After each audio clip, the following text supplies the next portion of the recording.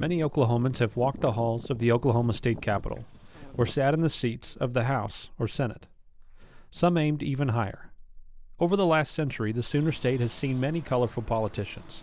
Here is a look at the careers of 3 political players in the early part of the 20th century.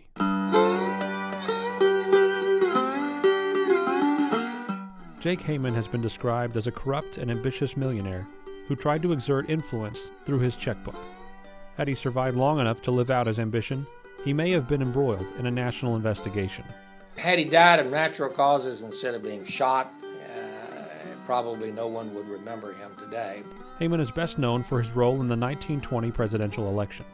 He became Oklahoma's national committeeman and chairman of the state's delegation to the National Convention. By 1920, the Republicans had been out of power in Oklahoma since territorial days, but 1920 indicated that there might be a Republican sweep. So it was important to him that he backed the winner at the convention. And he backed a dark horse, Senator Warren Harding, who he knew slightly from Ohio. He played a major role in securing the necessary votes to guarantee Harding's nomination. Hayman reportedly paid a Pennsylvania senator to release his state's delegates to Harding. The Oklahoma oil man was hoping his efforts would give him a position in Harding's administration. Hayman probably wanted to be Undersecretary of Interior or Interior, but Fall was United States Senator, and so that would outrank a Republican of prominence and money and national committeeman from Oklahoma. A scorned mistress robbed Hayman of his chance at the post. Clara Smith was accused of shooting the aspiring politician at the Randall Hotel in Ardmore in November of 1920. The case remained in the headlines for months. Smith was tried in March of 1921, but she was acquitted. Had it not been for Hayman's sudden departure, some historians speculate he would have been at the center of the Teapot Dome scandal. It's hard to imagine that he wouldn't have been. I mean, he was used to influencing politics by money. He was an oilman, and clearly the Teapot Dome Reserve had to have attracted his attention. It was a huge benefit financially, and the key to it, of course, was through the government. The case involved Albert Fall, Secretary of the Interior, who was charged with bribery for secretly leasing public land to oil moguls Harry Sinclair and Edward Doney. According to U.S. Senate archives, Fall became the first former cabinet member to go to prison. Jack Walton is another Oklahoman who aimed high but fell short. Walton was the mayor of Oklahoma City from 1919 to 1921, but hadn't held other major political posts. Jack Walton I would characterize as a charismatic street fighter. The city streets were rough, home to gambling houses and saloons. The rough-and-tumble society was echoed in City Hall politics. It was tough politics, and if you could get the ward leaders to support you, you could stack the deck on a city election. Jack Walton came out of this tradition.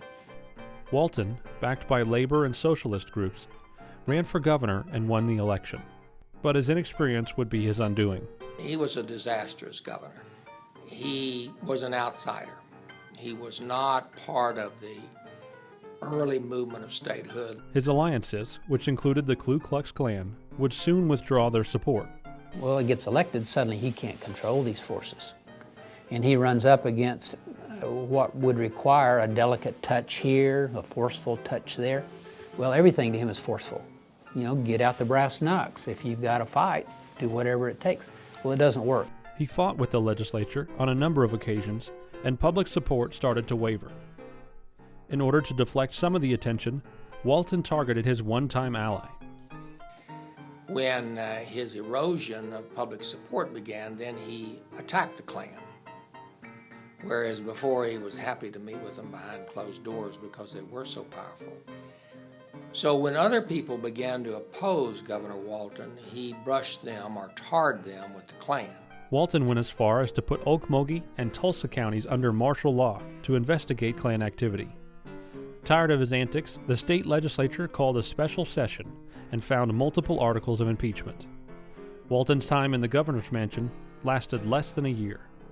There was a period in the late teens and the 20s when just about everybody holding state office was the subject to impeachment. That trend would end with Governor William Murray. The legislature tried to impeach him, and he stared them down. He just said, well, you think you control me, you don't. Murray, better known as Alfalfa Bill, had been in the Oklahoma political circuit since before statehood. Murray served as a delegate at the first Constitutional Convention for the state of Oklahoma. And later, he was elected as the first Speaker of the Oklahoma House of Representatives. Alfalfa Bill is this enigmatic figure. He's very conservative, very populist, very much a rural Democrat cut from the mold of Thomas Jefferson. He first ran for governor in 1910 and again in 1918. But population boom and urban development made Murray's ideals of a quiet agrarian society seem old-fashioned. Murray wouldn't have a successful campaign until 1930. Normally, Alfalfa Bill would just become a side player in all of this, if not for the agricultural depression that started in the 1920s, the Great Depression that starts in 1929, the Dust Bowl and drought of the 1930s, and suddenly, with everyone suffering and stepping back, thinking, well, maybe this is not the direction. Maybe this is not the future. Maybe we need to go back. Alfalfa Bill steps into the spotlight again and is elected. It's a fluke election. People supported him because they perceived him as one of them. The governors before him had, for the most part, been conservative, bourbon Southern Democrats, men successful in business or the practice of law, men who didn't really stir trouble up. And Murray came on and said, well, I'm poor just like you. While in office, Murray financed programs to help the state's poor, and he became a national leader for the victims of the Depression. Governor Murray was largely responsible for the passage of old age assistance, which was a kind of forerunner for Social Security.